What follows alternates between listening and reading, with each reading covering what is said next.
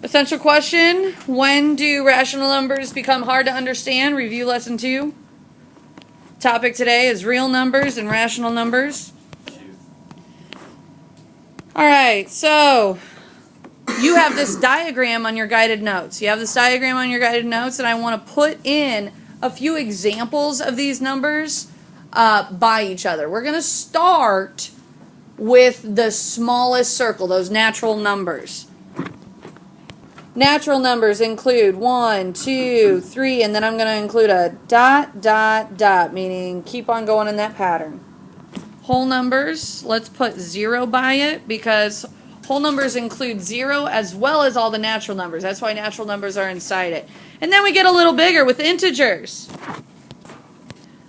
So integer is like -3, -2, -1, all the way up to 0. But then I'm going to put dot, dot, dot before the -3 because -4 is in there, -5, -6, and so on. Rational numbers include stuff like 1/2 or -3/4 or stopping decimals. So if it's in a decimal form, 0.25, that's what I call by a stopping decimal or a terminating decimal because it can turn into 1/4. Or maybe the decimal 0.3 repeating. I'm going to put a bar over 0.3 repeating. That turns into the fraction 1/3. So if you have a stopping decimal or a repeating decimal, it can turn into an integer divided by an integer. Irrational numbers never stop and have no pattern within your decimal. Pi is what you use in geometry, and it never stops. In Algebra 2, we learn about this number called E. It's called a natural number E. It's like 2.71, blah, blah, blah. I believe if you look at your calculators, you may be able to find a lowercase e. Oh yeah, it's in green if you're using my calculator. It's in green. It's like e to the x. And then pi should be able to be found. We're looking at a flow chart right now. Every number that we're going to be dealing with is real. Every number we deal with is a real number. And then you start going down in the flow chart. You see where I just put that arrow? I want you to put that arrow in on your sheet of paper. You start, and maybe we should actually put this, start with the real number. And then you've got to ask yourself, okay, am I looking at a rational number or an irrational number? Do my decimals stop or do my decimals, so no stopping, no repeating.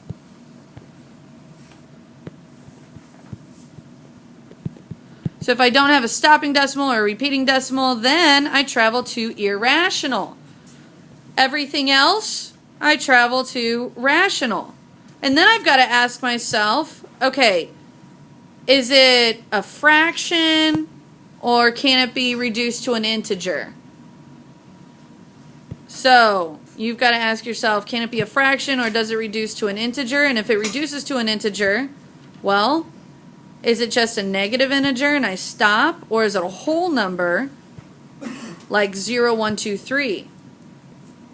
And then after a whole number, well, is it just a 0 and I stop?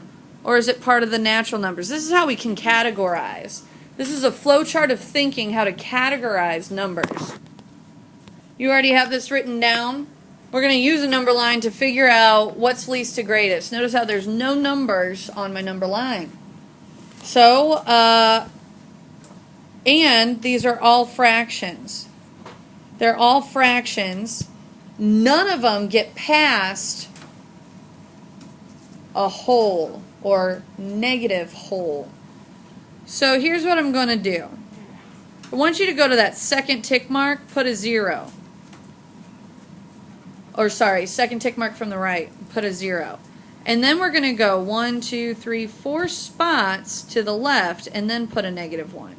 And then do 4 spots to the left and then put a -2. Because we're going to zoom in on where these negative fractions exist.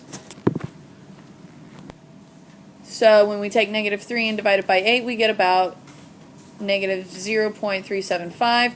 -1/2. So negative 1/2 was negative 0.5, and then negative 5/12. I'm going to put a bar above the 6 to represent repeating. Now we're about to put these in order. So negative 0.375. I've got to figure out where these are on the number line. So, negative 1/2 might be the easiest. Negative 1/2 is definitely here.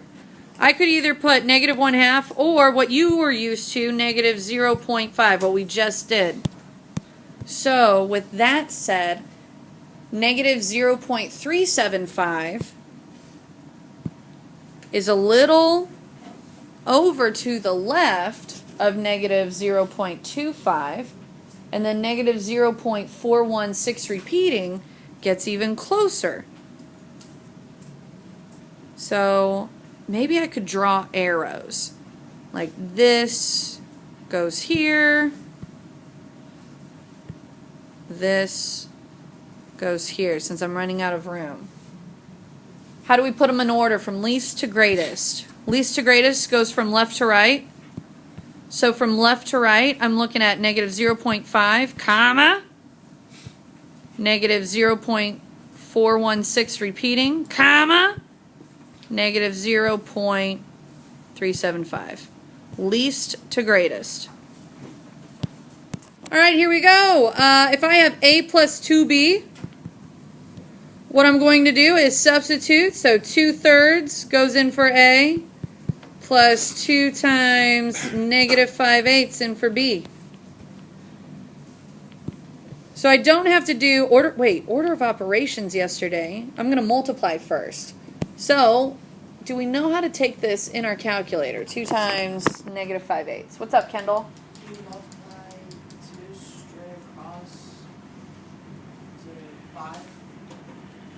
And then divide it by 8. So, nice. 2 straight across to negative 5 and then divide by 8. So wait, 2 straight across, 5, that's 10. So we're looking at minus 10/8. Now, you could have also put that in your calculator. What does your calculator say whenever you do it? What you got, Elizabeth? Well, can you cross-reduce like 52? You can cross reduce. So no longer 10/8. What do we have?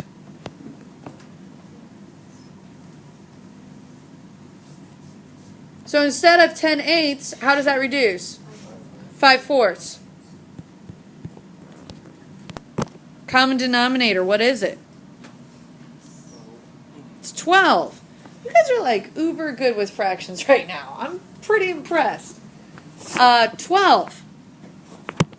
So, if I want them both to have a denominator of 12, what do their numerators need to be?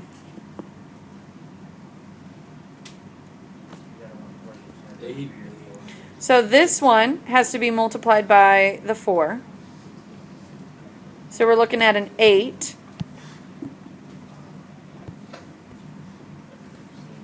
This one has to be multiplied by the 3.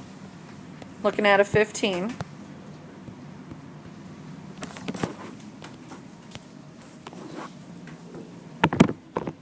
Wow.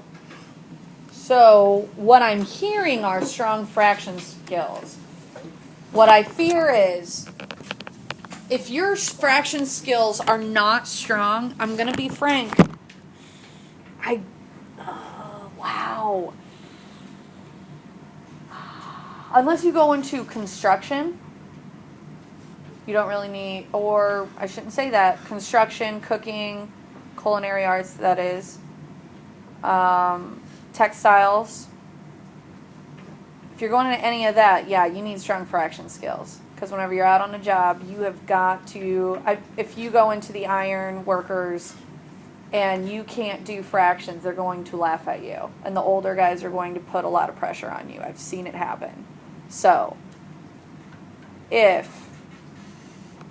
you're like, wait a second, am I really going to need fraction help? Yeah, if you choose that job. All right, let's go to the next. Otherwise, Couldn't care less if you used a calculator for your fractions. Let's talk about reciprocal. Reciprocal. Does anything come to mind? Yes. Okay. All right, wait. No. I've heard from you, but not for a long time. What you got?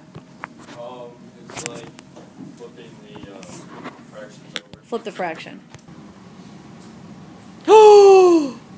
I just realized I wasn't recording that entire time, so I'm going to repeat what I just said.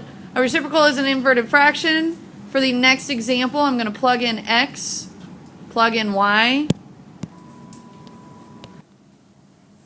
So keep, change, flip. Now we're going to multiply straight across, or cross cancel if we can. Reduce, I should say, cross reduce. So like 2 divided by 4. And now I can cross reduce, or not cross reduce, multiply across. Negative times negative becomes a positive, and I get 3/10 as my answer.